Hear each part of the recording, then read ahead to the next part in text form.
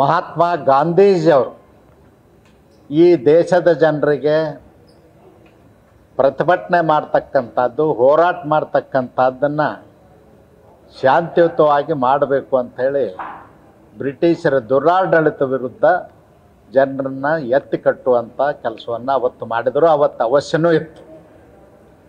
ಆದರೆ ನನಗೆ ಆಶ್ಚರ್ಯ ಆದದ್ದು, ನಿನ್ನೆ ಮೊನ್ನೆ ಕರ್ನಾಟಕದಲ್ಲಿ ಮುಖ್ಯಮಂತ್ರಿಗಳು, ಮಂತ್ರಿಗಳು, ಉಪಮುಖ್ಯಮಂತ್ರಿಗಳು ಸ್ವತಃ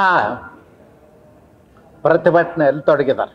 ಯಾತಕ್ಕಾಗಿ ಅಂದ್ರೆ 187 ಕೋಟಿ ರೂಪಾಯಿ ವಾಲ್ಮೀಕಿ ನಿಗಮದ ಹಣ ದುರುಪಯೋಗ ಆದದ್ರ ಬಗ್ಗೆ ಕಲ್ಲೇಶ್ ಅಂತಕ್ಕಂಥ ಅಧಿಕಾರಿನ, ಸಮಾಜ ಕಲ್ಯಾಣ ಇಲಾಖೆ ಅಧಿಕಾರಿನ ಸ್ವತಃ ಮುಖ್ಯಮಂತ್ರಿಗಳೇ ಸಸ್ಪೆಂಡ್ ಮಾಡಿದ್ದಾರೆ.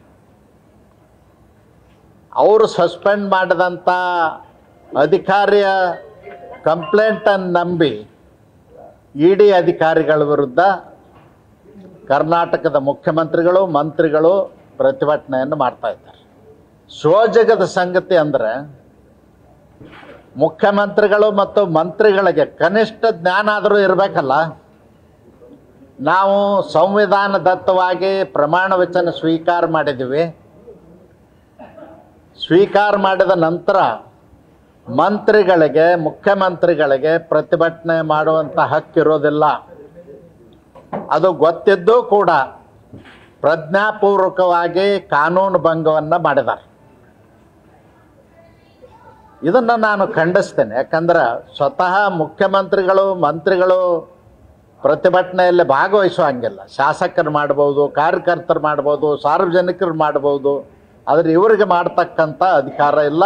ಇದು ಸಂವಿಧಾನದ ಆಶಯಕ್ಕೆ ವಿರುದ್ಧವಾಗಿ ನಡೆದಿರ್ತಕ್ಕಂಥದ್ದು. ಮತ್ತು ಫೆಡರಲ್ ಸಿಸ್ಟಮ್ ಆಫ್ ಗೌರ್ಮೆಂಟ್ನಲ್ಲಿ ಈ ರೀತಿ ನಾವು ರಾಜ್ಯದಲ್ಲಿ ಬೇರೆ ಪಕ್ಷದ ಆಡಳಿತ ಅದ ಅಂಥೇಳಿ ಕಾನೂನು ಬಾಹಿರವಾಗಿ ಪ್ರತಿಭಟನೆ ಮಾಡ್ತಕ್ಕಂಥದ್ದು ಎಷ್ಟರ ಮಟ್ಟಿಗೆ ಸರಿ ಅನ್ನೋದನ್ನು ಅವರು ಸಚಿವ ಸಂಪುಟದ ಎಲ್ಲ ಸಹೋದ್ಯೋಗಿಗಳು ಆಲೋಚನೆ ಮಾಡಬೇಕು ಅಂಥೇಳಿ ಹೇಳಲಿಕ್ಕೆ ಬಯಸ್ತೇನೆ.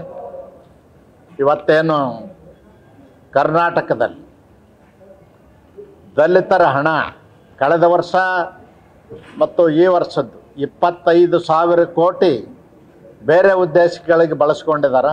ದಲಿತರ ಕಲ್ಯಾಣಕ್ಕಾಗಿ ಅದು ಉಪಯೋಗ ಆಗಿಲ್ಲ. ಅದಕ್ಕಾಗಿ ಮುಖ್ಯಮಂತ್ರಿಗಳಿಗೆ ಒತ್ತಾಯ ಮಾಡ್ತೇನೆ, ಹಾಗಿದ್ರೂ ತಮ್ಮ ಬಜೆಟ್ ಆಗಿದೆ, ಕೂಡಲೇ 25,000 ಕೋಟಿ SCP ಮತ್ತು TSP ಅನುದಾನವನ್ನು ವಾಪಸ್ ಕೊಟ್ಟು ಅವ್ರಿಗೆ ಭೂಮಿ ಖರೀದಿ ಮಾಡಿಕೊಡ್ತಕ್ಕಂಥದ್ದು, ಅವ್ರ ಶಿಕ್ಷಣ ಮಾಡಿಕೊಡ್ತಕ್ಕಂಥದ್ದು ಮತ್ತು ಅವ್ರ ಉದ್ಯೋಗಕ್ಕೆ ಸಹಾಯ ಮಾಡಬೇಕು ಅಂತ ಒತ್ತಾಯ ಮಾಡ್ತೇನೆ. ವಾಲ್ಮೀಕಿ ನಿಗಮದ ಹಗರಣ ಏನದ, ಯಾರು ತಪ್ಪಿತಸ್ಥರಿದ್ದಾರೆ ಅವ್ರ ವಿರುದ್ಧ ಕ್ರಮ ತಗೊಳ್ಬೇಕು ಮತ್ತು 187 ಕೋಟಿನೂ ಹಣವನ್ನು ವಾಪಸ್ ನಿಗಮಕ್ಕೆ ಕೊಡಬೇಕು ಅಂತ ಒತ್ತಾಯ ಮಾಡ್ತೀನಿ. ಸರ್, ನೀವೇ ಕಳೆದ ಬಾರಿ ನೀವೇ ಭದ್ರಾಗೆಲ್ಲ ಓಡಾಡಿ 5,000 ಕೋಟಿ ಚಿಲ್ಲರೆ ತಂದ್ರೆ ದುಡ್ಡು ಬಂದಿಲ್ಲ ಇನ್ನ. ಬಟ್ ನಿನ್ನೆ ಬಜೆಟ್ ಅಲ್ಲಿ ಆದ್ರೂ ನಮಗೆ ದುಡ್ಡು ಬರುತ್ತೆ, ಬಜೆಟ್ ಅಲ್ಲಿ ಕಾಯ್ತಾ ಇತ್ತು. ಅಲ್ಲ, ಒಂದೇ ನಿಮಿಷ. ಕಳೆದ ಬಾರಿ ಅನೌನ್ಸ್ ಮಾಡಿದ್ವಿ, ಸರಿ ಕೊಡ್ತೀವಿ ಅಂತ ಹೇಳ್ತಾರೆ ಅಂತ. ಒಂದೇ ನಿಮಿಷ. ಕಳೆದ ಬಾರಿ ನಮಗೆ 5,300 ಕೋಟಿ ಅಪ್ಪರ್ ಭದ್ರಾಕ್ಕೆ ಏನು ಅಲೋಕೇಶನ್ ಮಾಡಿದ್ದಾರೆ ಬಜೆಟ್ನಲ್ಲಿ, ಅದು ಮುಂದುವರಿತದೆ, ಯಾವುದೇ ಸಂಶಯ ಬೇಡ. ಕಳೆದ ವರ್ಷ ಬಜೆಟ್ನಲ್ಲಿ ಅನುಮೋದನೆ ಮಾಡಿದ್ದನ್ನು ತಿರುಗಿ ಈ ಬಜೆಟ್ನಲ್ಲಿ ಹೊಸದಾಗಿ ಸೇರಿಸ್ತಕ್ಕಂಥ ಅವಶ್ಯಕತೆ ಇಲ್ಲ. ಹಣ ಬಿಡುಗಡೆ ಮಾಡ್ತಕ್ಕಂಥದ್ದು ಮಾತ್ರ ಬಾಕಿ ಇರೋದು. ಅದಕ್ಕೆ ಕೆಲವೊಂದು ನಿಯಮಾವಳಿಗಳಿದ್ದಾವೆ ಮತ್ತು ಅದಕ್ಕೆ ಸಪ್ರೇಟ್ ಅಕೌಂಟ್ ಓಪನ್ ಮಾಡಬೇಕಾಗ್ತದೆ. ಸಪ್ರೇಟ್ ಅಕೌಂಟ್ ಓಪನ್ ಮಾಡಿ ತಾಂತ್ರಿಕವಾಗಿ ಎಲ್ಲ ಮಾಹಿತಿಯೊಂದಿಗೆ ಕೇಂದ್ರ ಸರ್ಕಾರಕ್ಕೆ ಕಳಿಸ್ಕೊಡ್ಲಿ, ಖಂಡಿತವಾಗಿಯೂ ಆ ಹಣ ಬಿಡುಗಡೆ ಆಗ್ತದೆ. ಈಗಾಗಲೇ ಮುಖ್ಯಮಂತ್ರಿಗಳ ಕರೆದಂಥ ಸಂಸದರ ಸಭೆಯಲ್ಲಿ ಹಣಕಾಸು ಮಂತ್ರಿ ಶ್ರೀಮತಿ ನಿರ್ಮಲಾ ಸೀತಾರಾಮನ್ ಅವರು ಸ್ವತಃ 2 ತಾಸು ಸಭೆಯಲ್ಲಿ ಕೂತು ಹೇಳಿ ಹೋಗಿದ್ದಾರೆ. ಅದು ಮುಂದುವರಿತದೆ, ಬಿಡುಗಡೆ ಮಾಡ್ತಾರೆ. ನ್ಯೂಸ್ ಫಸ್ಟ್, ನಿರ್ಭೀತಿಯಿಂದ ನಿಮ್ಮ ಪರವಾಗಿ.